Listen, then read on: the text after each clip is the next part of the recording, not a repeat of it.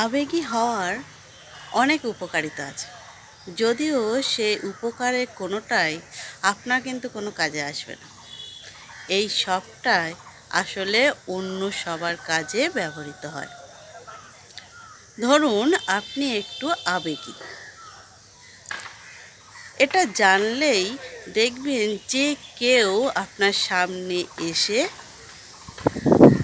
আপনাকে নিজের দুঃখের কথা মজিয়ে মজিয়ে বলে নিজের স্বার্থটা ঠিকই হাসিল করে নেবে। কয়েকটা ভালো ভালো কথা কিংবা কয়েকটা ভালোবাসার বুলি আওড়িয়ে আপনাকে দিনের পর দিন কাজে লাগাবে।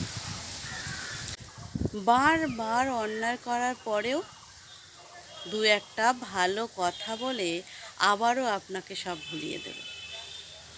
আপনি নরম, এই কথাটা জানার পরও কেউ আপনার এই গুণের কদর করবে না। কেউ আপনাকে নিয়ে আলাদা কিছু ভাববে না। কেউ আপনাকে আগলে রাখতে চাইবে না অন্য সবার কাছ থেকে। বরঞ্চ সবাই আপনার এই গুণটাকে ভাঙিয়ে ভাঙিয়ে এক একবার এক একটা কাজ করে নেবে এক একজন। আবেগী হওয়া তাই না? কত সহজে ব্যবহৃত হওয়া যায়, কত সহজে অন্যের কথায় নিজেকে বিলিয়ে দেওয়া যায়, নিজের ভেতরে সব কিছু জমিয়ে রেখে কাঁদতে হয়। কত কি আছে লোককে না জানিয়ে নিজের মধ্যে চেপে রাখতে হয়।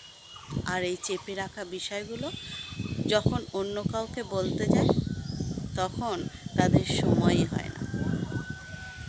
আপনি নরম, তাই আপনি বেশিক্ষণ রাগ করে থাকতেও পারেন না কারোর উপর। অথচ কেউ নেই, কেউ থাকেও না।